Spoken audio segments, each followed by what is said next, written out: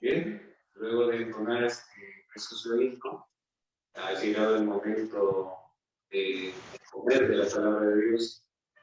Preparémonos, tomemos nuestras Biblias, lapiceros, libretas para tomar nota. Hermano Daniel, bienvenido nuevamente. El Señor le use poderosamente. El tiempo es para usted.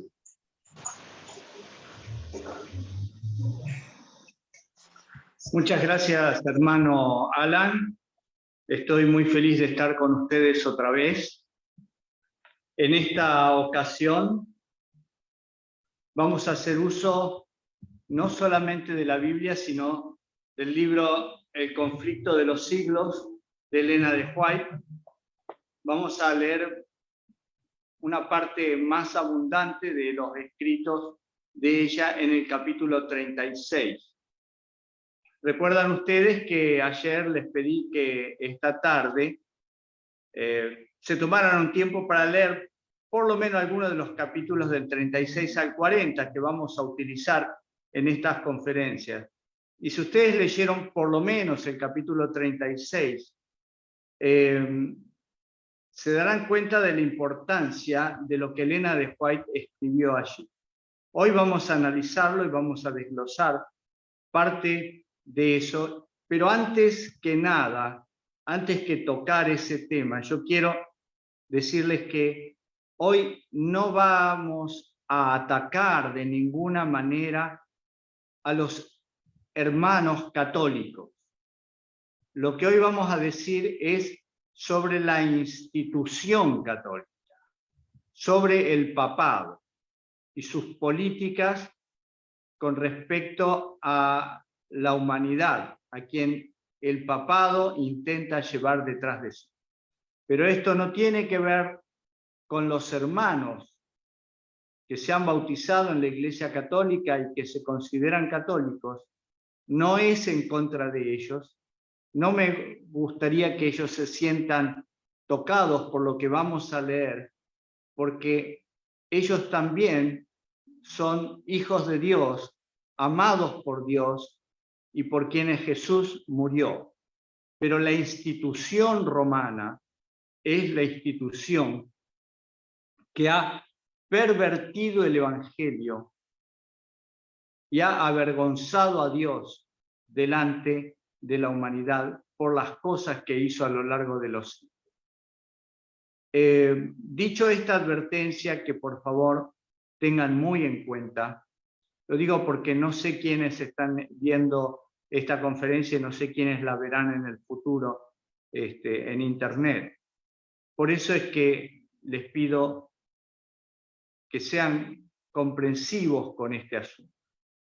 No vamos a atacar a los católicos, pero sí vamos a hablar sin trabas en la lengua acerca de la institución que es el papado y cuáles son sus intenciones para el mundo en este tiempo. Basados en la profecía, basados en Elena de White, basados en Apocalipsis 13, pero identificando la necesidad de un sellamiento para el pueblo de Dios. El tema de hoy es por qué es necesario el sellamiento. Y vamos a Apocalipsis capítulo 7 nuevamente, pero ahora vamos a complementarlo con otros versículos de otros capítulos.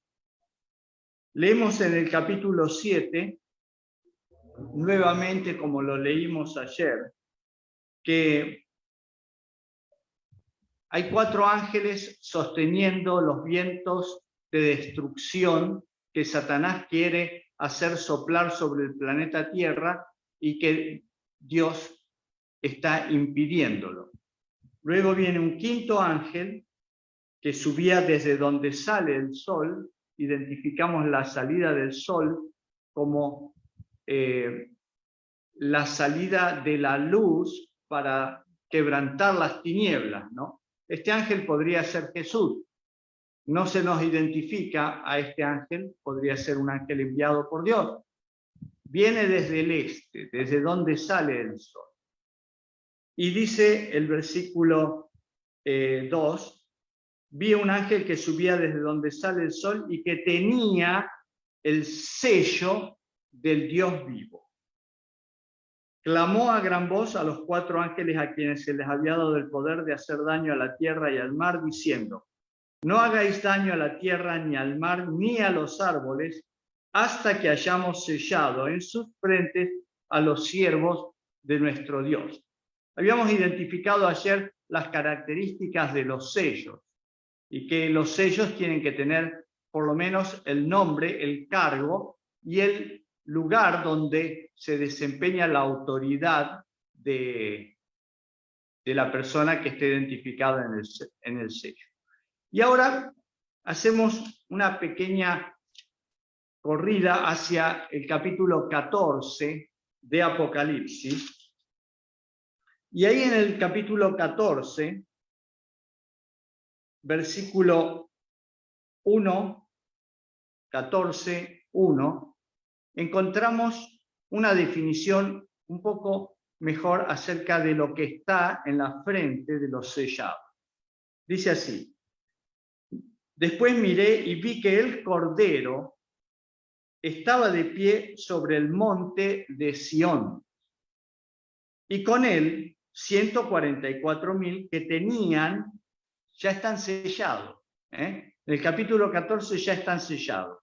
Dice, estos 144.000 tenían el nombre de él, del Cordero, y el de su Padre escrito en la frente. O sea, el nombre del Padre y del Hijo. Nombre del Cordero y del Padre del Cordero, que es Dios, en la frente. Así que nosotros ya no tenemos que adivinar. Sabemos que el sello contiene el nombre de Dios. Ahora, ¿qué más tendrá ese sello? ¿Cómo podemos encontrar la definición de un sello en alguna otra parte de la Biblia que nos ayude a entender cuál es ese sello? Bueno, recuerdan ustedes que Jesús dijo: si me amáis, guardad mis mandamientos. Y este versículo tan conocido para nosotros es tergiversado por muchas personas, porque dice, bueno, los mandamientos que hay que guardar son solamente 2, esos son los que dijo Jesús. Amarás a tu Dios con todo tu corazón, con toda tu mente, por sobre todas las cosas. Y el segundo mandamiento, amarás a tu prójimo como a ti mismo. Listo, esta es toda la ley y los profetas, esto está resumido así. Pero el hecho de que esté resumido no quiere decir que reemplace a los 10 mandamientos, de los cuales este es el resumen. En el cielo y en la tierra, antes de que se escribieran los 10 mandamientos que se encuentran en Éxodo 20, antes de que se escribieran, ya existía estos mismos 2 mandamientos. Amarás a Jehová tu Dios con todo tu corazón y a tu prójimo como a ti mismo. Esos son los 2 mandamientos que rigen todo el universo. Dios los dividió en 10 para hacernos entender a los humanos qué es lo que abarcan esos 10 mandamientos. Vamos a Éxodo 20. Vamos a leer desde el capítulo 20, versículo 3, que es donde aparece el primer mandamiento. Y dice así: no te harás dioses ajenos delante de mí. Primer mandamiento. No aparece el nombre de Dios, ni del Cordero. Solamente dice que delante de Dios no debe haber ningún otro Dios. Segundo mandamiento dice: no te harás imagen ni ninguna semejanza de lo que esté arriba en el cielo, ni abajo en la tierra, ni en las aguas debajo de la tierra. No te inclinarás a ellas ni las honrarás, porque yo soy Jehová tu Dios. Y acá aparece el nombre Jehová tu Dios. Por eso no te tienes que inclinar frente a ninguna imagen. Jehová, tu Dios, lo dice: yo soy Jehová tu Dios, fuerte, celoso, que visito la maldad de los padres sobre los hijos hasta la tercera y cuarta generación de los que me aborrecen. Y hago misericordia por millares a los que me aman y guardan mis mandamientos. Vamos a prestar atención a esto porque dice: no te harás ninguna imagen de nada que esté en ningún otro lado del universo. Ni en el planeta Tierra, ni en ningún otro lado del universo, de nada. Esto nos lleva a Apocalipsis 3. Porque en Apocalipsis 13, esto lo vamos a ver un poco más adelante, pero les llamo la atención que en Apocalipsis 13 aparece una bestia que quiere ser adorada, ¿no? Y que al que la adore, o digamos a toda la humanidad, quiere ponerle una marca. Eso está en contraposición con este segundo mandamiento. Dios dice: no te inclinarás delante de nadie para adorarlo. La bestia dice: inclínense delante de mí. Les voy a poner una marca.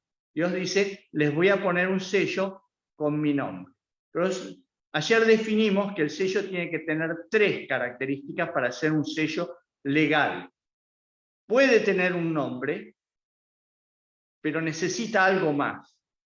Acá tenemos en este mandamiento el nombre de Dios. Sigamos al tercer mandamiento. No tomarás el nombre de Jehová tu Dios en vano, porque no dará por inocente Jehová el que tomare su nombre en vano. Segundo mandamiento en el cual aparece el nombre de Jehová, el nombre de Dios. O sea, no juegues con Dios. No juegues con lo que Dios dice. No lo hagas. Estás jugando con un fuego que te va a quemar y te va a destruir eternamente. Y jugar con Dios, con el nombre de Dios, es burlarse de él, burlarse de sus mandamientos, burlarse de su palabra, burlarse del sacrificio de su Hijo, lo cual hace mucha gente en este tiempo. Sigamos al cuarto mandamiento. Estos 4 mandamientos están relacionados íntimamente con Dios y nosotros. Nuestra relación con Dios. Los otros 6 son nuestra relación con los seres humanos. Vamos a ver el número 4, que comienza en el versículo 8. Acuérdate del sábado para santificarlo. 6 días trabajarás y harás toda tu obra, pero el 7º día es de reposo para Jehová tu Dios. Tercera vez en la cual aparece el nombre de Dios, Jehová tu Dios. Sigue siendo parte del sello, porque aparece el nombre Jehová tu Dios. Pero nos faltan 2 características más. El cargo y el lugar donde ejerce ese cargo. Vamos a seguir. El 7º día es reposo para Jehová tu Dios. No hagas en él obra alguna, ni tú, ni tu hijo, ni tu hija, ni tu siervo, ni tu criado, ni tu bestia, ni el extranjero que está dentro de tus puertas. ¿Por qué? Bueno, el versículo 11 dice: porque en 6 días hizo Jehová los cielos y la tierra, el mar y todas las cosas que en ellos hay. Y reposó en el 7º día. Por tanto, Jehová bendijo el 7º día y lo santificó. Veamos. En el versículo 11 nos da una pauta más. Este mandamiento nos dice que Jehová Dios, su nombre, Jehová Dios, y su cargo, hizo, creó. O sea, su cargo es creador. Jehová Dios, creador. ¿Creador de qué? Y lo dice: del cielo y de la tierra, el mar y todas las cosas que en ellos hay, que hizo en 6 días. Creador de este planeta y de los cielos, de la tierra, de todo el universo. pero este planeta que lo hizo en 6 días. Este mandamiento tiene los 3 componentes. El nombre, Jehová Dios. El título, Creador. Y el lugar donde ejerce su autoridad. En todos lados. En el cielo, en la tierra, el mar, las aguas, etc. Así que nosotros podemos identificar que acá, en esta primera parte de los 10 mandamientos, está el sello de Dios. Especialmente en el 4.º mandamiento. Porque al guardar al 4.º mandamiento reconocemos que Jehová Dios es el creador. No nos hicimos nosotros a nosotros mismos, como dice el Salmo 8. Somos criaturas de Él, no nos hicimos nosotros a nosotros mismos. Somos ovejas de su prado. Él es nuestro pastor. Y Él hizo este planeta. Así que bueno, ya hemos identificado el sello, que tiene el nombre de Jehová Dios y el nombre del Cordero, porque en Juan, capítulo 1, versículo 1, dice que el Verbo, que es el Cordero, que es Cristo, hizo las cosas, todo se hizo por Él, y sin Él nada de lo que ha sido hecho hubiese sido hecho. O sea que la creación es del Padre y del Hijo. Y como recién leímos en Apocalipsis capítulo 14:1, nos dice que el sello tiene el nombre de Dios en la frente. Bueno, identificado esto, vamos a hablar acerca de el plan de Satanás para destruir a la humanidad. Esos 4 vientos, ¿no? Son el plan de Satanás para destruir el planeta Tierra. Muy bien. ¿Cómo lo va a hacer? Desde hace mucho tiempo Satanás quiere destruir el planeta Tierra. Dios destruyó el planeta Tierra con el diluvio para evitar que Satanás lo destruyera de alguna otra manera y destruyera también a sus hijos fieles, que resultaron ser Noé y su familia, y parte de su familia, ¿no? Así que Dios actuó antes que Noé, antes que Satanás, perdón, para preservar a Noé.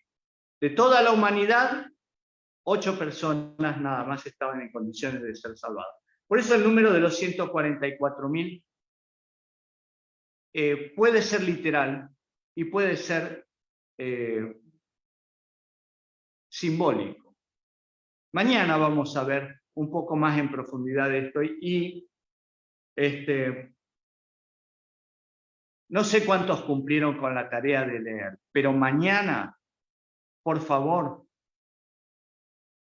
tengan una hoja de papel y una lapicera, un lápiz, algo para escribir, porque mañana lo vamos a usar. Y después van a andar preguntando, ay, ¿por qué no lo habré escrito? No, no. Mañana vamos a hablar de los 144.000 sellados y voy a mostrarles un misterio que hay entre los 144.000, el canto del Cordero y el nombre de los 144. Pero para eso tienen que traer hoja y lapicera, hoja de papel y lapicera, o lo que quieran para escribir. Allá ustedes. Vamos a Apocalipsis, capítulo 13, que tiene que ver justamente con lo que hablaba hace un momento, ¿no? En Apocalipsis capítulo 13 se nos presenta a 2 bestias. Yo no tengo tiempo hoy para explayarme con estas 2 bestias, pero las 2 bestias en la Biblia, siempre una bestia es un poder, político o religioso. Generalmente, como nosotros lo hemos visto en alguna vez en las profecías de Daniel aparecen bestias todo el tiempo y son poderes políticos, pero que están en cierta medida subordinados a un poder religioso. O sea, cuando un poder político se une con el poder religioso para perseguir, se transforma en una bestia, ¿no? Deja de ser humano y se transforma en una bestia, perseguidora, destructora, etc. Más o menos esa es la explicación. Yo creo que se entiende. Pueden leer ahora con toda autoridad el libro de Daniel, capítulo del 7 en adelante. Van a entender 7, 8, 9, van a entender la funcionalidad de las bestias que aparecen ahí en esos capítulos, ¿no? Y los cuernos pequeños y todo eso. Son poderes políticos subordinados a un poder religioso. Perseguidor, utilizado por Satanás para destruir al pueblo de Dios. Eso ha pasado con Babilonia, que quiso destruir al pueblo de Israel. Dios no lo permitió, todo forma parte del plan de Dios. Los persas también, en la época de la reina Esther y del rey Asuero, o Jerjes, que en la historia aparece como Jerjes, que a insistencias de Amán quisieron destruir al pueblo de Israel. Durante el periodo griego, Antíoco Epífanes también quiso destruir al pueblo de Israel y toda la simbología y todo el templo y todo eso. Dios no lo permitió en otra oportunidad. Durante el periodo romano también, las persecuciones, la muerte del Mesías, etcétera, etcétera. Y vemos que durante la Edad Media también utilizó al poder romano cristiano ahora, para perseguir a los santos. Pero vamos a leer el capítulo 13, no vamos a analizar todo el capítulo 13, simplemente les digo que habla de dos bestias que se complotan, que se unen para perseguir al pueblo de Dios.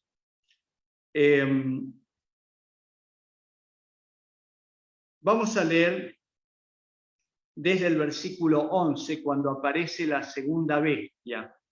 Dice: vi a otra bestia que subía de la tierra, tenía 2 cuernos semejantes a los de un cordero, pero hablaba como un dragón. Ejerce toda la autoridad de la primera bestia en presencia de ella, y hace que la primera bestia y sus habitantes adoren a la primera bestia cuya herida mortal fue sanada. También hace grandes señales, de tal manera que incluso hace descender fuego del cielo a la tierra delante de los hombres. Engaña a los habitantes de la tierra con las señales que se le ha permitido hacer en presencia de la bestia, diciendo a los habitantes de la tierra que le hagan una imagen a la bestia que fue herida de espada y revivió, y se le permitió infundir aliento a la imagen de la bestia para que la imagen hablara e hiciera matar a todo el que no la adorara. Y hacía que a todos, pequeños y grandes, ricos y pobres, libres y esclavos, se les pusiese una marca en la mano derecha o en la frente, y que ninguno pudiera comprar ni vender, sino el que tuviera la marca o el nombre de la bestia o el número de su nombre. Esto se llama coerción. Obligará a toda la humanidad a rendirle pleitesía a la primera bestia. La primera bestia es un poder religioso que influyó sobre el poder político de Europa durante más de 1200 años. Y ese poder, identificado en el conflicto de los siglos, es el poder del papado.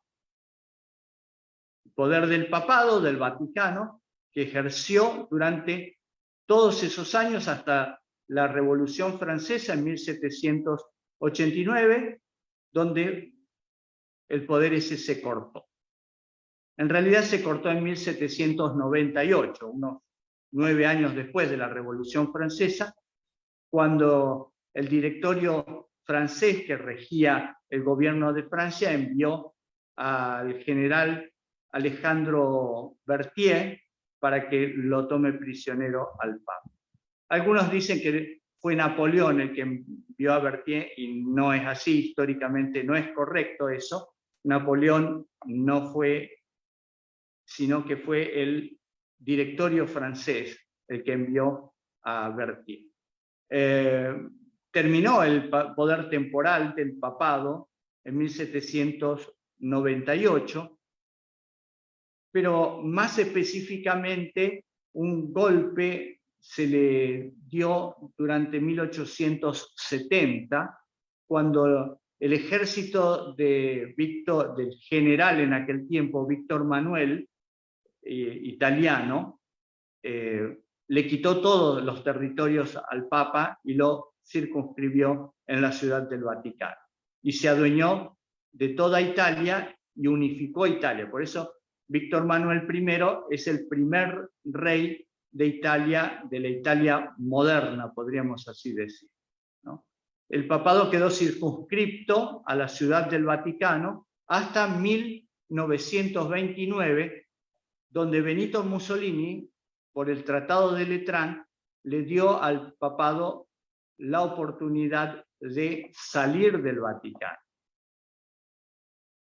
Así que pasaron varios años, como 50, casi 60 años desde 1870, en los cuales el papado estuvo preso. Y eso forma parte de la herida mortal, que nosotros vimos renacer en 1929. Bueno, no nosotros, nuestros antepasados, ¿no? Vieron renacer en 1929. Mi familia eran italianos. Mis antepasados vinieron de Italia a la Argentina a fines del siglo XIX, 1890, llegaron a la Argentina y eran católicos. Pero ellos conocieron durante la Primera Guerra Mundial el Evangelio adventista, así que en 1929 ya eran adventistas. Ellos vieron el cumplimiento de esta profecía de la restauración de la herida mortal. Pero esa restauración fue lenta, si uno quiere, ¿no? Recién en 1989, cuando cayó el muro de Berlín y después cayó la Unión Soviética, nos enteramos que por atrás de la escena mundial, el gobierno de Estados Unidos, del presidente Ronald Reagan, y el gobierno del Vaticano, con el Papa Juan Pablo II, habían estado colaborando durante más de 5 años, como 7 u 8 años, desde el 81 hasta el 89. Habían estado colaborando para derrocar a la Unión Soviética desde adentro, financiando movimientos revolucionarios dentro de Polonia, dentro de la Unión Soviética, apoyados por la Iglesia Católica. Estados Unidos ponía el dinero, la logística, la Iglesia Católica ponía la gente y ponían trabas al funcionamiento de la Unión Soviética hasta que lograron derribarla. Y ahí nos enteramos que el libro El Gran Conflicto tenía razón, que Estados Unidos y el papado se iban a unir, se iban a tomar de la mano, como dice la profecía. Una de las bestias le iba a hacer el honor a la otra bestia para cumplir con sus proyectos y dominar al mundo. Porque el objetivo de esto, de Satanás a través de estas bestias, es de dominar al mundo. Acá lo dice, nosotros lo acabamos de leer, que su objetivo es ponerle una marca a todas las personas para coercionarlas. Esto es, para tenerlas controladas. Y esa marca se le pondrá a todos, pequeños y grandes, ricos y pobres, libres y esclavos, dice el versículo 16, capítulo 13. Se les pondrá una marca en la mano derecha o en la frente, y ninguno podrá comprar ni vender sino el que tuviera la marca o el nombre. O sea, comprar, no podrán comprar medicamentos, no podrán comprar alimentos, no podrán comprar nada. Una casa en el campo ni en la ciudad, nada. No podrán hacerlo si no tienen la marca de la bestia. Estamos en ese momento de la historia en el cual la marca de la bestia ya se está desarrollando. Ustedes vieron, supuestamente, creo que están informados, pero si no están informados se los digo, hay un movimiento mundial para transformar todo el dinero efectivo, el dinero billete, en dinero digital, para que la gente no tenga que usar billetes, porque el dinero digital, haciendo los pagos a través del teléfono o a través de tarjetas de débito, todo eso, es muy fácilmente controlable. Los gobiernos pueden saber cuánto dinero tenemos en nuestra cuenta, pueden saber también en qué lo gastamos, qué compramos, qué hacemos con el dinero, y también puede decirnos, si no obedeces al nuevo orden mundial, si no nos obedeces a nosotros, congelaremos tus cuentas y no podrás comprar ni vender. Sí que están en eso, y no es una fantasía porque esto ya ocurre en China. Así que vayan a internet, vayan a YouTube, busquen cómo es el sistema político de China, y es así como se los estoy diciendo. Para eso quieren la tecnología 5G, además de otras cosas, ¿no? Para poder controlar a todo el mundo. Y una de esas cosas de control nosotros la vemos en los esfuerzos que están realizando distintos grupos comandados por el papado, por el Papa Francisco, para imponer un día de descanso universal para beneficiar el planeta Tierra. Mateo capítulo 24, vamos a leerlo rápidamente porque es importante entender la secuencia que aparece ahí. Mateo capítulo 24,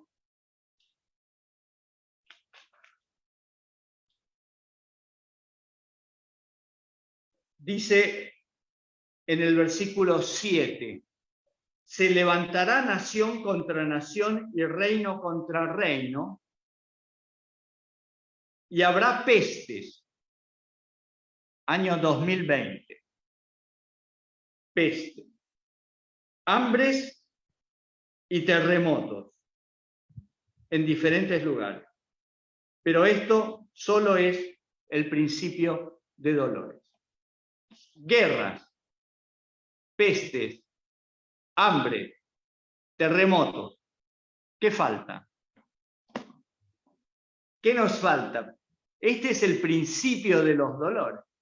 ¿Qué nos falta? El hambre, no se preocupen, ya viene. Se están destruyendo cosechas por inundaciones, por sequía o por la acción de los gobiernos. Se están destruyendo y viene hambre sobre el planeta Tierra. Es así. Se están cumpliendo las profecías delante de nuestros ojos. ¿Y saben qué? Elena de White, en el libro El conflicto de los siglos, ya lo decía. Por eso les pedí por favor que leyeran por lo menos algunos de los capítulos. Podrían haber leído el capítulo 36 ayer y hubieran encontrado lo siguiente, porque esto, que era una profecía de Elena de White con respecto a lo que ocurriría en el tiempo del fin, antes de la ley dominical, es una realidad hoy. Escuchen. Los protestantes consideran hoy al romanismo con más favor que años atrás. En los países donde no predomina y donde los partidarios del Papa siguen una política de conciliación para ganar influjo, se nota una indiferencia creciente respecto a las doctrinas que separan a las iglesias reformadas de la jerarquía papal. Entre los protestantes está ganando terreno la opinión de que, al fin y al cabo, en los puntos vitales, las divergencias no son tan grandes como se suponía, y que unas pequeñas concesiones de su parte, de parte de los protestantes, los pondría en mejor inteligencia con Roma. O sea, la idea de conciliar con Roma, olvidando lo que Roma hizo durante 1200 años de persecución en Europa. Y porque ya pasaron muchos años, ya pasaron 300 años. desde que terminaron las persecuciones. Entonces, podemos olvidar eso. Pero nos olvidamos también cuál es el verdadero espíritu de Roma. Los defensores del papado declaran que la Iglesia ha sido calumniada y el mundo protestante se inclina a creerlo. Muchos sostienen que es injusto juzgar a la Iglesia de nuestros días por las abominaciones y los absurdos que la caracterizaron cuando dominaba en los siglos de ignorancia y de tinieblas. Está hablando de la Edad Media. ¿Habrán olvidado esas personas las pretensiones de infalibilidad sostenidas durante 800 años por tan altanero poder? Que el Papa es infalible, es una de las doctrinas que se reafirmaron en 1870, después que fue derrotado el poder papal por las tropas de Víctor Manuel I. El Papa Pío IX emitió una bula papal sobre la infalibilidad del Papa. O sea, el Papa es infalible, desconociendo que los seres humanos cometemos errores y que Dios es el único infalible.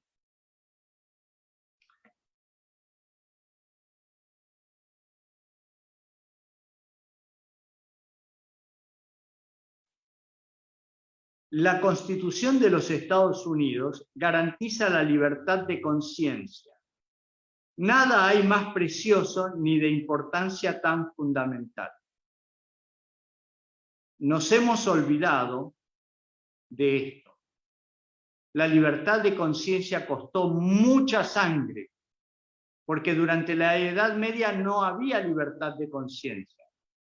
Recién a partir del protestantismo hubo en Europa, y gracias también, digamos, a los movimientos revolucionarios y al iluminismo que permitieron en cierta medida que hubiera libertad de conciencia, pero fueron los protestantes de Estados Unidos los que al unirse le dieron a ese país y luego a América la libertad de conciencia para poder decidir por nosotros mismos dónde queremos estar.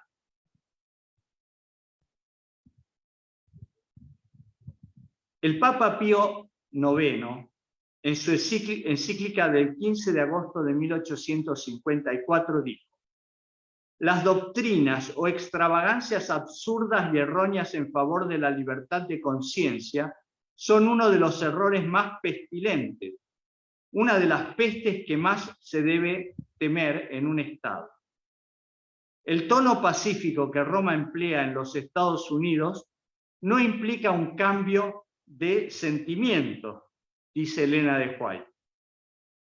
Es tolerante, el papado es tolerante cuando es impotente, cuando está en minoría, es tolerante. Pero el obispo O'Connor, de la Iglesia Católica, dijo: la libertad religiosa se soporta tan solo hasta que se puede practicar lo opuesto sin peligro para el mundo católico. Y el arzobispo de San Luis, en Estados Unidos, dijo: la herejía y la incredulidad son crímenes.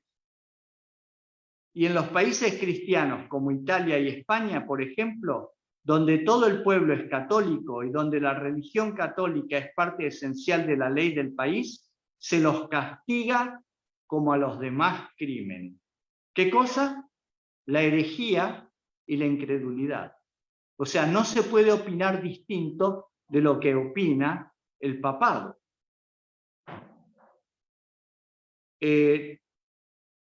Todo cardenal, arzobispo y obispo de la Iglesia Católica presta un juramento de obediencia al Papa, en el cual se encuentran las siguientes palabras: me opondré a los herejes, cismáticos y rebeldes contra nuestro Señor el Papa o sus sucesores, y los perseguiré con todo mi poder.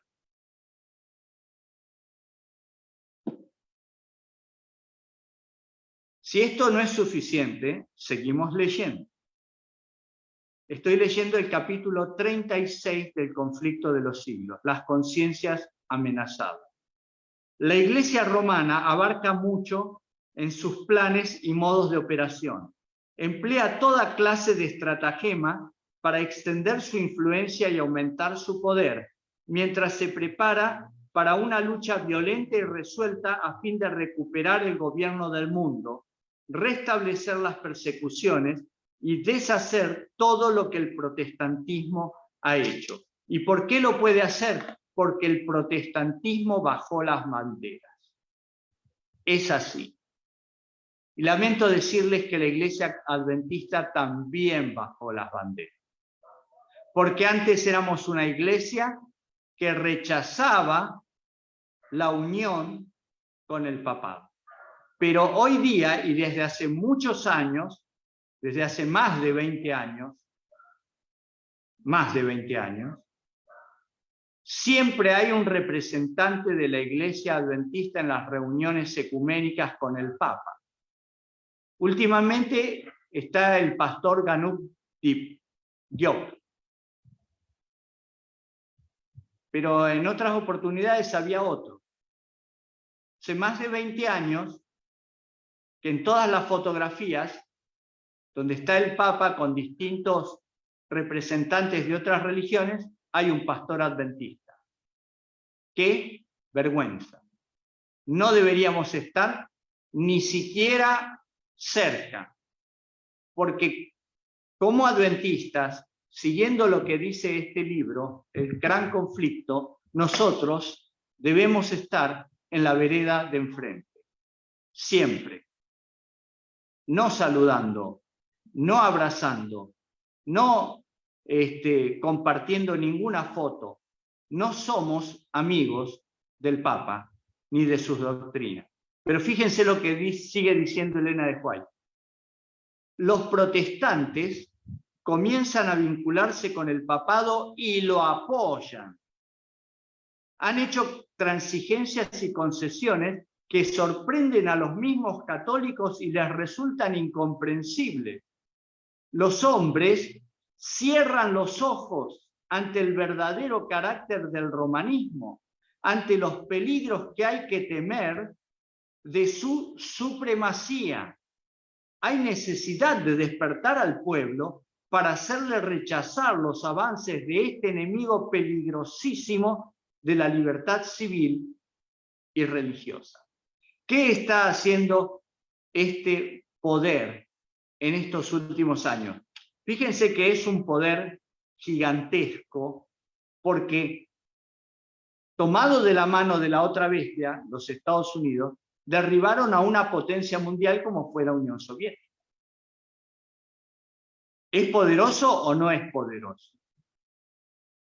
Claro, claro que sí. ¿Y por qué? ¿Por qué los protestantes lo consideran al papado ahora como un amigo que ha cambiado? Elena de White también lo dice. Dice, la Iglesia Católica, estoy leyendo siempre el mismo capítulo, Las conciencias amenazadas, capítulo 36 del Conflicto de los Siglos. La Iglesia Católica le pone actualmente al mundo una cara apacible y presenta disculpas por sus horribles crueldades.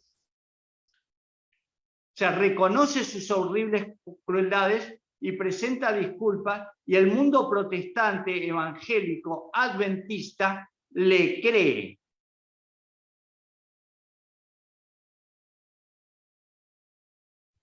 Hemos arriado la bandera.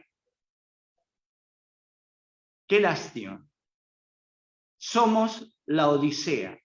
Vamos a ser vomitados por el Señor, porque tenemos luz, porque sabemos lo que va a pasar, porque sabemos lo que el papado está tramando, y le damos la mano y nos reunimos con él y nos sacamos fotos al lado de él, apoyando lo que él hace. ¿Y qué es lo que está haciendo? En este tiempo está llevando al mundo hacia un descanso obligatorio universal, pero no un descanso religioso, es un descanso religioso. Pero el papado lo presenta disfrazado del día para que descanse la tierra, porque en medio de todo el desastre climático que hay, es necesario que la tierra descanse. Eso lo dice en la encíclica Laudato Si, que supongo que ustedes conocen, habrán leído, y si no, búsquenla en internet y léanla, donde él habla que en la antigüedad Dios le dio a los judíos el descanso semanal y que ahora, en vez del sábado, el domingo sería ideal como un descanso semanal para el planeta Tierra, en una recreación. Y las palabras son hermosas y son totalmente engañosas, porque está dejando de lado la religión para introducir un descanso dominical disfrazado de algo conveniente para impedir el cambio climático. Y la gente lo compra. Por eso hay reuniones todos los años para hablar acerca de esto. La reunión COP27 de este año introdujo 10 mandamientos nuevos para el cuidado del planeta Tierra. Las profecías de Daniel dicen que el cuerno pequeño es el gran poder que va a destrozar a otros poderes, tendrá como intención cambiar los tiempos y la ley. Y eso es lo que está ocurriendo. ¿Y quiénes están ahí? Sí, están los representantes de todas las religiones del mundo. ¿Hay algún representante adventista? Sí, siempre hay un representante adventista. ¿Por qué? Y algunos dicen, y porque somos observadores. No, no somos observadores.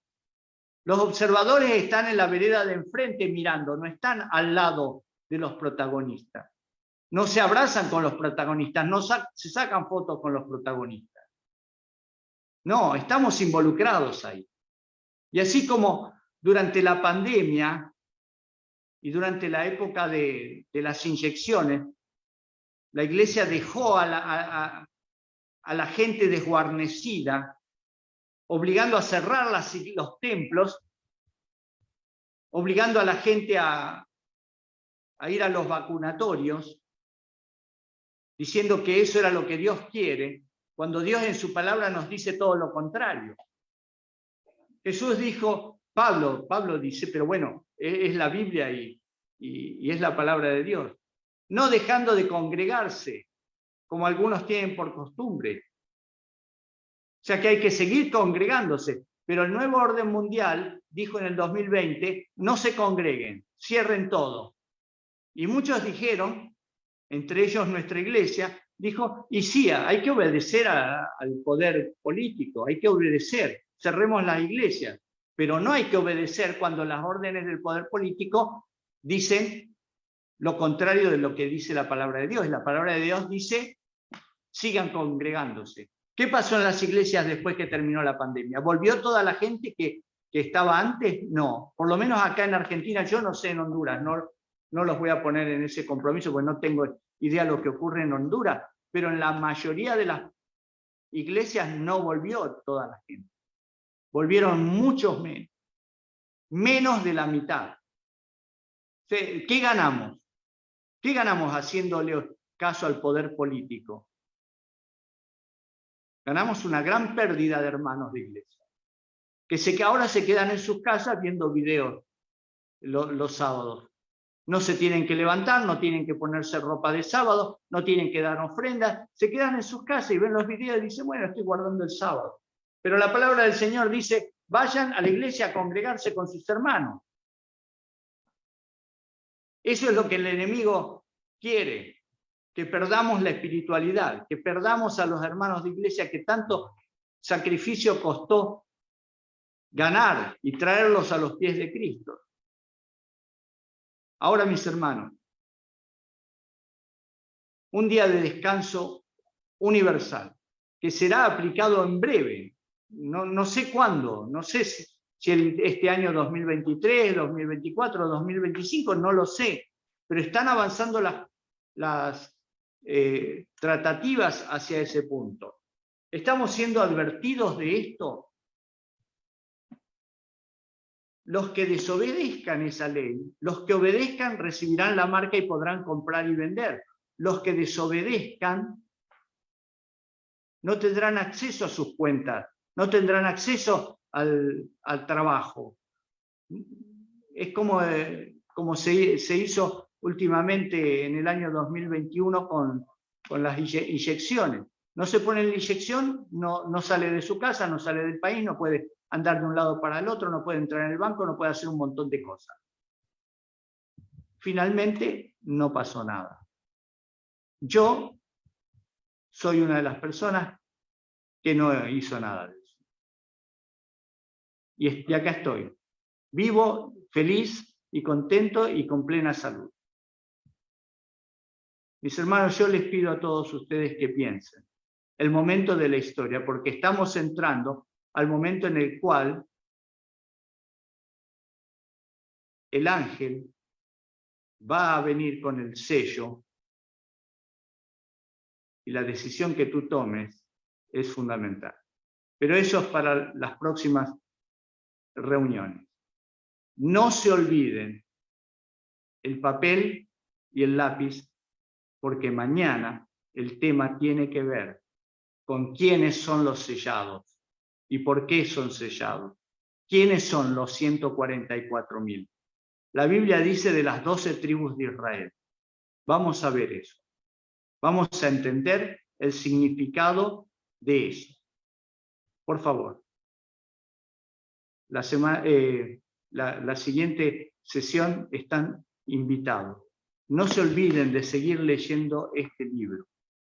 Quiero terminar con otra declaración de Elena de White en este capítulo. Al final del capítulo, las últimas palabras dice así: Roma está aumentando sigilosamente su poder. Sus doctrinas están ejerciendo su influencia en las cámaras legislativas, en las iglesias y en los corazones de los hombres. Todo lo que Roma desea es asegurarse alguna ventaja, y esta ya le ha sido concedida. Pronto veremos y palparemos los propósitos del romanismo. Cualquiera que crea o obedezca la palabra de Dios incurrirá en oprobio y persecución. Y repito estas palabras porque les voy a explicar algo antes de cerrar. Sus doctrinas están ejerciendo su influencia en las cámaras legislativas, en las iglesias y los corazones de los hombres. Después que el presidente Reagan se unió con el Papa Juan Pablo II para hacer esa alianza y derrocar a la Unión Soviética, quedó una amistad entre el Vaticano y Estados Unidos, amistad que no había existido anteriormente. Los papas no eran bienvenidos en los Estados Unidos, no podían visitar Estados Unidos. Pablo VI, que fue el papa anterior a Juan Pablo II, fue casi impedido de ir a dar una conferencia en las Naciones Unidas. El gobierno no le quería dar autorización para entrar a Estados Unidos, porque decía, no tenemos representación con el Vaticano, no queremos saber nada con el Vaticano. Eso ocurrió en 1963, más o menos, 65, por ahí. Mi hermano, muchas cosas han pasado. Cuando asumió el gobierno Bill Clinton, le abrió las puertas a Juan Pablo II para que fuera a visitar Estados Unidos y lo invitó a la Casa Blanca. A la Casa Blanca. El presidente de Estados Unidos representa al gobierno de los Estados Unidos, no representa al pueblo. Yo no sé si ustedes sabían esto.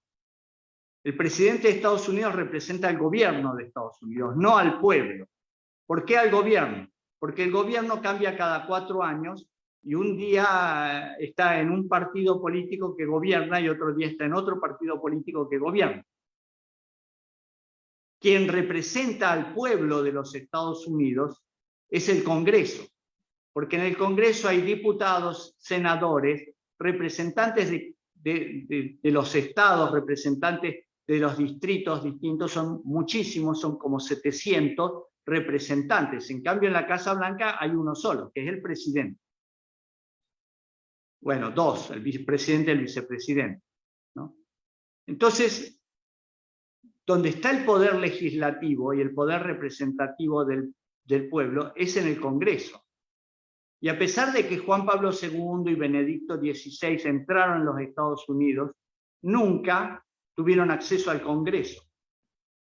El único papa que tuvo acceso al Congreso fue Francisco en el año 2015.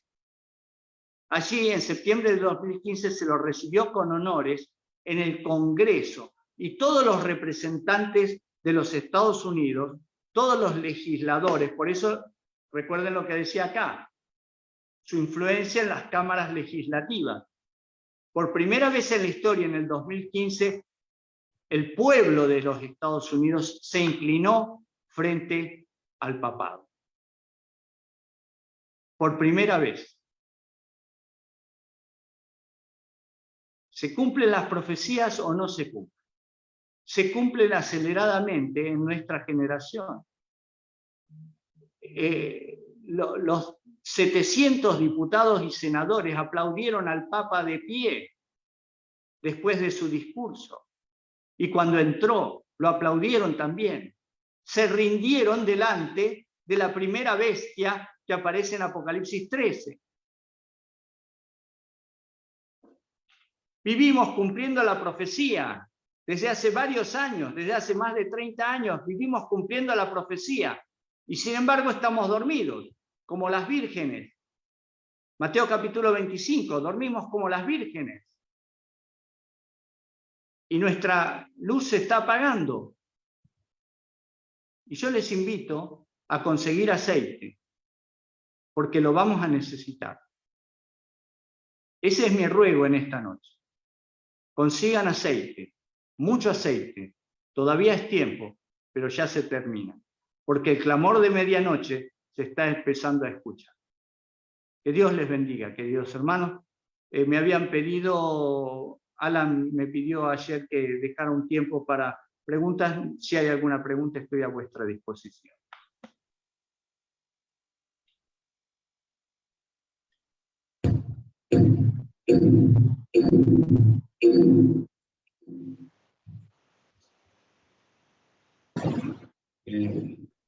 Sí, muchas gracias por el fabuloso mensaje. Mensajes son los que necesitamos para esta hora. Gloria a Dios. Tenemos aquí una pregunta y le invitamos a los hermanitos si tienen alguna otra pregunta que desean realizar. Pueden escribir en el chat y entonces lo vamos a leer para que el hermano pueda respondernos. La primera pregunta es del hermano Saraí, que dice: buenas noches, hermano Daniel. ¿Cuál es su consejo para los hermanos que no se quieren seguir congregando en las iglesias, o sea, en los templos adventistas? Ya sea porque se les acusa de incidentes o porque ya no se sienten bien con el alimento espiritual que se recibe en esos lugares. No, lo siento, no escucho nada. No sé si podéis aumentar el volumen, no escucho nada. No escucho nada. No escuché la pregunta, Alan. Vamos a intentar.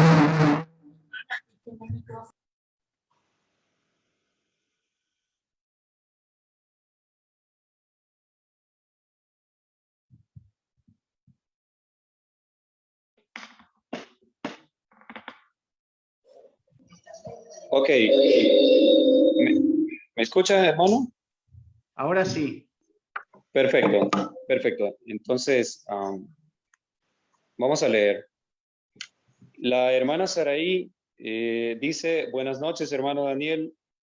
¿Cuál es su consejo para los hermanos que no se quieren seguir congregando en la iglesia?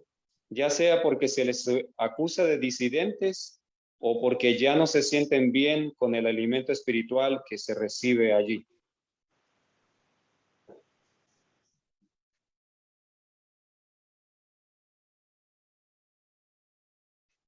Esta es una pregunta que muchas veces me han hecho.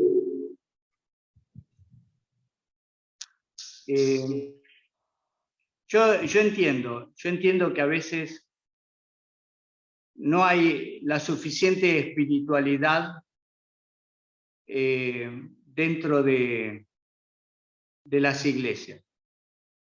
Pero también es nuestra obligación aumentar la espiritualidad de la iglesia. O sea, si todos los hermanos están fríos, la iglesia se muere. Así que es necesario un poco de calor para revivir a la gente que está fría. Así que es nuestra obligación reunirnos en la iglesia y aumentar el calor de la iglesia, proponiendo estudios, participando en todo lo que se pueda participar, en todo. Hay gente que se congrega nada más que para estar sentada y escuchar lo que dicen otros. Y ese no es crecimiento espiritual. Crecimiento espiritual es participar, escuchar, obviamente, poner en práctica y participar y crecer adentro de la iglesia. Hay muchas tareas que hacer dentro de una iglesia. El que quiere la tarea fácil de sentarse y calentar los asientos, creo que se equivocó de lugar.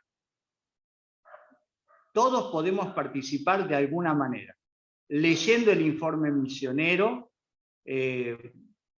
siendo diácono, diaconisa, director de escuela sabática o maestro de escuela sabática o maestro de la escuela de niños o colaborando en cualquier cosa, en adornar, en lo que sea, y hacerlo lo mejor posible e incrementar las capacidades dentro de la iglesia. O sea, yo no concibo a alguien que me diga, no voy a la iglesia porque la iglesia está fría. Póngale calor. Lleve usted la antorcha con el fuego para ponerle. Y no, porque a la gente no le gusta. Lo siento, sí, no le va a gustar, pero es su deber. Tampoco le gusta a la gente del mundo que nosotros le prediquemos la verdad. ¿Ustedes creen que a la gente le gusta lo que acabo de leer de Elena de White sobre el papado? No, no le gusta. Por eso dije la advertencia al principio. No estoy hablando en contra de nuestros hermanos católicos. Estoy hablando en contra de un poder hegemónico que quiere destruir al cristianismo para tomar el control del mundo. Y si no lo decimos ahora, no lo vamos a decir después. Porque después van a venir otros encierros, y van a venir cosas peores de las que hemos pasado en el 20 y en el 21. Bien, había una pregunta por ahí que leí con respecto al nombre del pastor que va. Ganup Diop, así se llama, es un pastor de color, moreno, bien alto, grandote. Si ustedes ven la foto donde hay reuniones ecuméricas, él destaca porque le lleva una cabeza más o menos de altura a todos los demás. Ganup Diop se llama. Bien, Alan, estoy a tu servicio.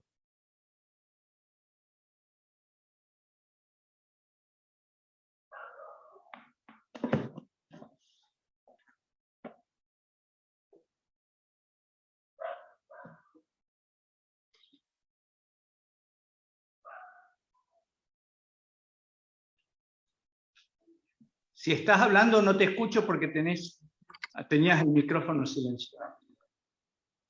Sí, ahora sí. Sí, es que estábamos probando aquí el otro micrófono a ver si ya funcionaba, pero no. La hermana Melba Rivera pide que la saludemos. Hermanita, un gusto que esté en la transmisión. Ella escribe desde Chetumal, México. Así que Dios le bendiga mucho. Bueno, por acá tenemos la hermana Saraí, dice, excelente, muchas gracias hermano, no podemos seguir engordándonos espiritualmente mientras otros no reciben el pan. Tenemos aquí del hermano Raúl, dice, hermano Cúcaro, ¿cuál sería su apreciación respecto al ataque que hoy en día se le está dando a la deidad de Dios, Dios Padre, Dios Hijo y Dios Espíritu Santo? Hemos visto dicho tema siendo discutido por varias corrientes de nuestra iglesia. Sí, supongo que habla acerca de la Trinidad. La Trinidad es un misterio, así se llama, el misterio de la Santísima Trinidad, es un misterio. Así que es algo bastante interesante de estudiar y profundizar y entender, teniendo en cuenta que ninguno de los fundadores de la Iglesia Adventista eran trinitarios. Ninguno de los fundadores, ni siquiera Elena de White, ni Jaime White, ni John Lockborough, ni John Andrews, ni Roswell Cottrell, ni José Bates, ni ninguno de los fundadores de la Iglesia Adventista eran trinitarios. El trinitarismo es una doctrina que entró en la Iglesia Adventista en el primer manual de iglesia que se imprimió, que fue en 1931. Para 1931 ya habían muerto todos los fundadores de la Iglesia Adventista. Es una historia muy interesante.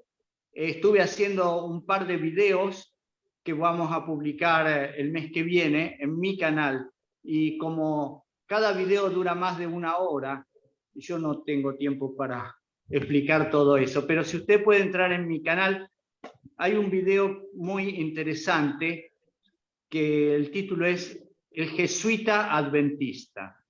No lo produje yo, lo produjo un ministerio independiente, muy interesante, un análisis hablando con testigos que conocieron al jesuita adventista que Elena de White había denunciado y le había impedido que entrara a estudiar teología en nuestros seminarios mientras ella vivía. Ella había denunciado.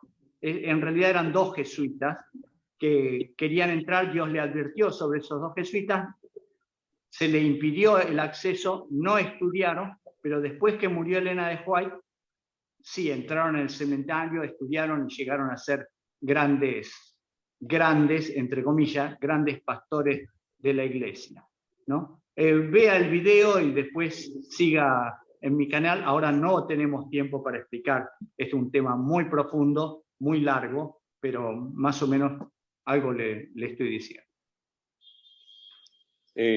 Bien, la hermana Sandra dice, ¿por qué será que los pastores no nos dicen nada de esto, hermano Daniel?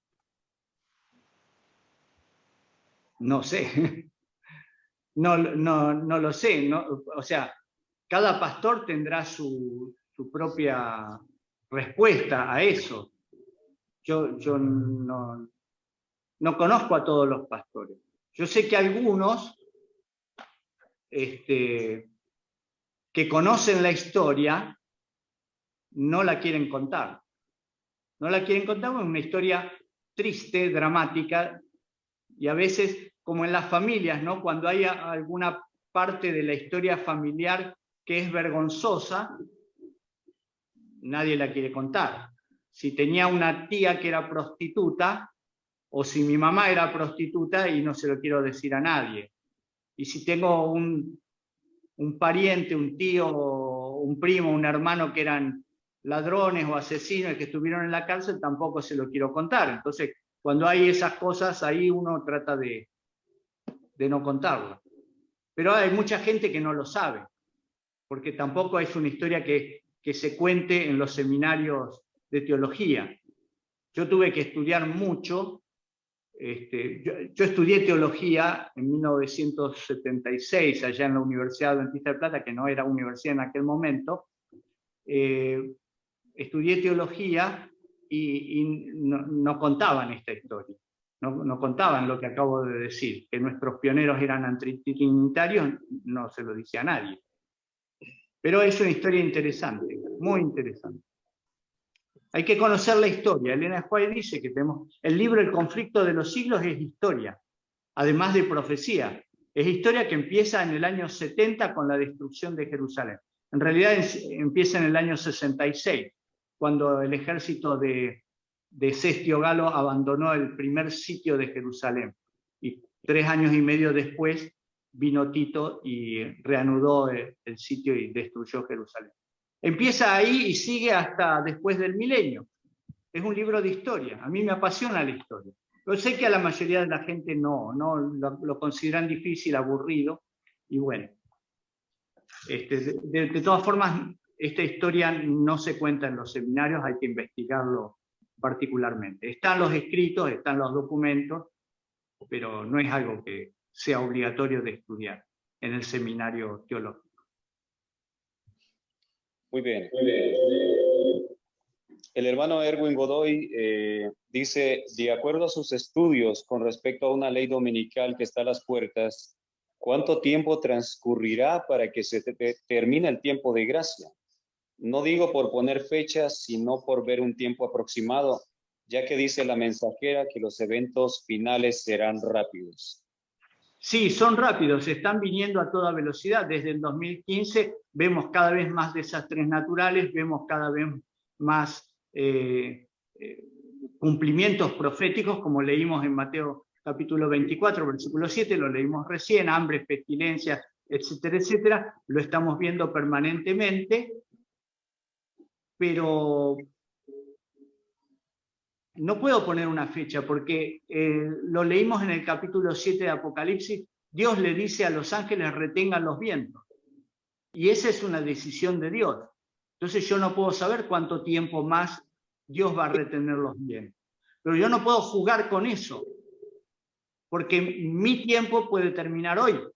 Cuando yo vuelva a mi casa puedo tener un accidente con el auto y morir, me puede atropellar un camión o alguna cosa por el estilo.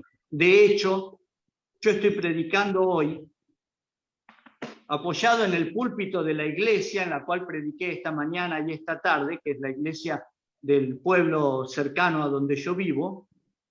Yo vivo en el campo, pero estoy a 5 o 6 kilómetros de acá del pueblo.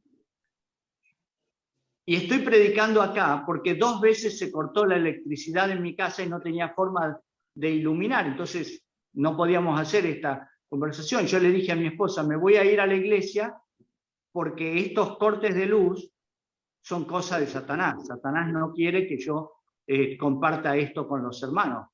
Así que me vine a la iglesia, armé todo, y la luz se cortó a las 8:30 de la noche y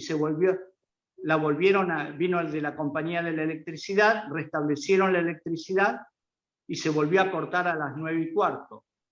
Entonces yo dije: esto es cosa de Satanás, no puedo estar dependiendo de esto. Así que estamos en las manos de Dios siempre. Satanás quiere destruirnos. No podemos jugar. Yo no juego con ninguna de esas especulaciones. Sé que el tiempo es corto y me preparo para hoy. ¿Cuánto faltará? No lo sé. 1 año, 2 años, 5 años, no lo sé. Pero es corto el tiempo. Es corto. Pongámoslo en el plan de Dios de 6.000 años de pecado y que falten 5 años, es corto. Digo 5 por decir algo. No sé. No lo sé. El hermano Raúl dice, la hermana White expone en sus escritos reiteradas ocasiones mencionando a la deidad de Dios como los 3 dignatarios del cielo. Agradeceríamos nos pueda compartir este tema con profundidad algún día. Gracias. Sí, cómo no, ya le dije, este tema va a estar en mi canal y voy a decir una cosa, no es reiteradamente. Creo que hay 2 o 3 citas nada más. Y dentro del contexto son perfectamente comprensibles, que no está hablando de lo que uno cree que está hablando, sino que está hablando de otra cosa. Pero hay que leer siempre el contexto, yo lo dije ayer, hay que leer el contexto. El contexto a veces no es solamente el capítulo en el cual está escrito, tanto en los escritos de Elena White como en la Biblia. el contexto muchas veces es muy amplio. Para entender lo que explica Pablo, hay que entender la vida de Pablo, la experiencia de Pablo, la instrucción que tenía Pablo, la forma de hablar y de escribir que tenía Pablo, porque todo eso es distinto de Lucas o de Juan o de Pedro, que tenían distintas instrucciones y distintas experiencias. No es lo mismo. Entonces, cuando dice, ¿cómo me puede explicar este versículo? Y a veces explicar un versículo hay que explicar todo el libro en el cual está escrito, toda la carta, o vaya a saber. No es fácil, no es tan fácil como la gente cree. Pero mucha gente se agarra de 2 o 3 frasecitas, que es lo que hizo un jesuita que estaba introducido dentro de la iglesia, que agarró algunas frases sueltas de Elena de White, las puso en el orden que él quiso, y dijo, mire lo que dice Elena de White. Y así le pueden decir cualquier cosa a cualquiera. Yo le invito a la gente muchas veces a que vaya al Salmo 137, y que lea el versículo en el cual se ordena matar a los niños. En el Salmo 137 dice así.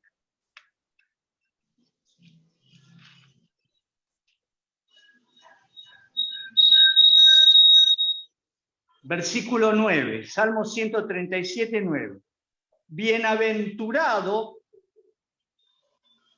el que tome tus niños y los estrelle contra las peñas, contra las piedras. Es una bienaventuranza, está en un salmo de la Biblia. Fíjense ustedes, bienaventurado el que tome a tus niños y los estrelle contra la roca. Vamos a matar niños. A tus niños, no a los míos. Porque acá lo dice. Sé que para explicar todo esto, yo tengo que dar una clase de historia sobre toda la experiencia del lamento de los cautivos en Babilonia, que está relatada en el Salmo 137. Y explicar todo eso me va a llevar como 15 o 20 minutos. Pero acá hay un versículo que lo dice. Entonces no podemos nosotros jugar con eso. Con un solo versículo, una sola frase. No es así. No es así como se entiende la palabra de Dios. La palabra de Dios es una unidad. Y un versículo no puede contradecir a otro. Yo le pediría a todos que lean el capítulo 1 de Patriarcas y Profetas. Lean el capítulo 1 de Patriarcas y Profetas. Y van a entender muchas cosas. Capítulo 1 de Patriarcas y Profetas. Es una recomendación. Lean, por favor. Gracias.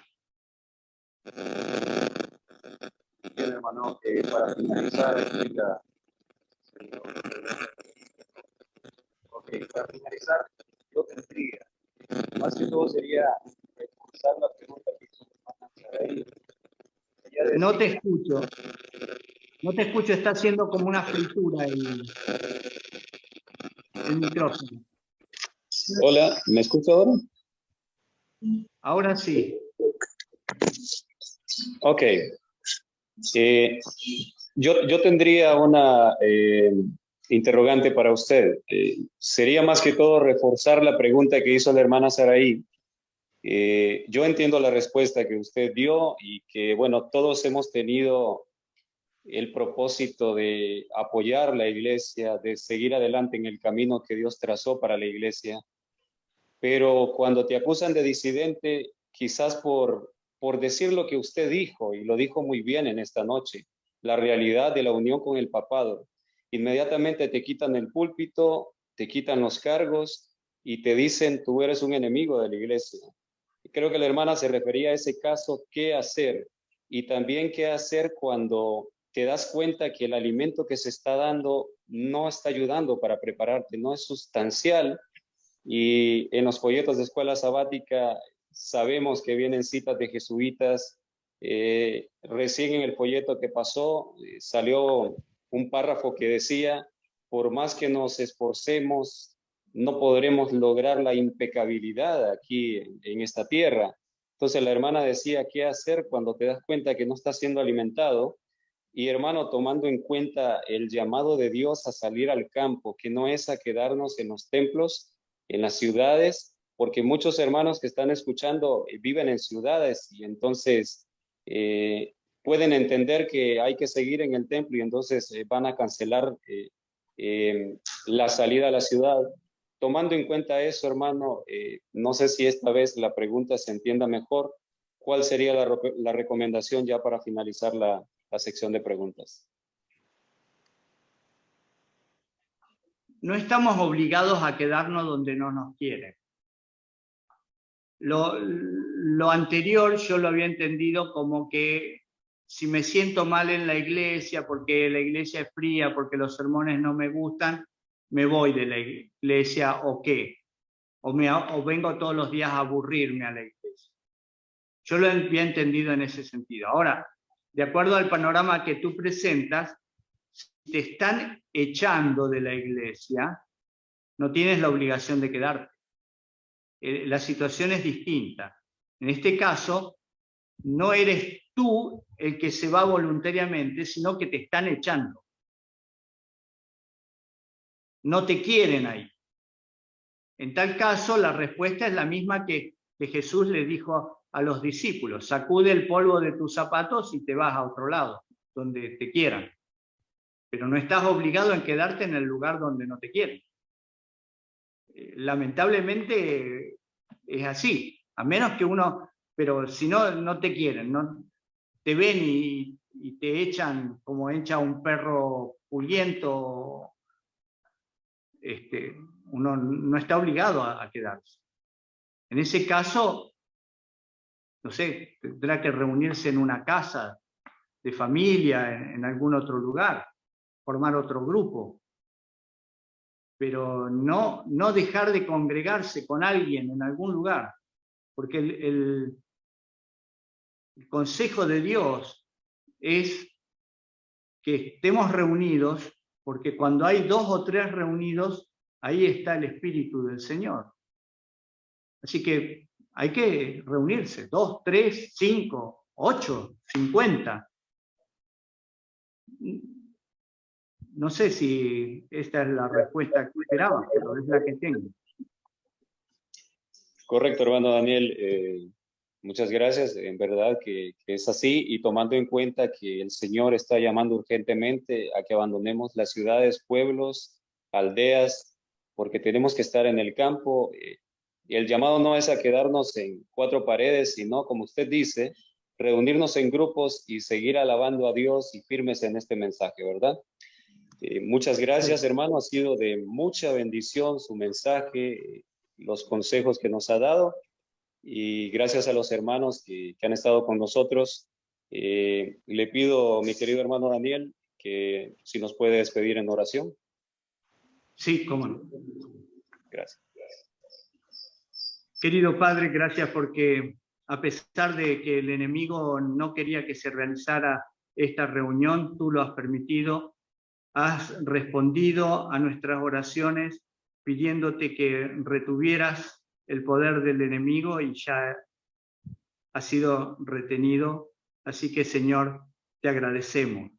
Y nos ponemos en tus manos porque estas reuniones no han terminado. Mañana, el lunes y el martes también seguiremos profundizando en tu palabra, entendiendo cuál es tu voluntad para nosotros y tratando de prepararnos para pertenecer al grupo que tú estás por sellar.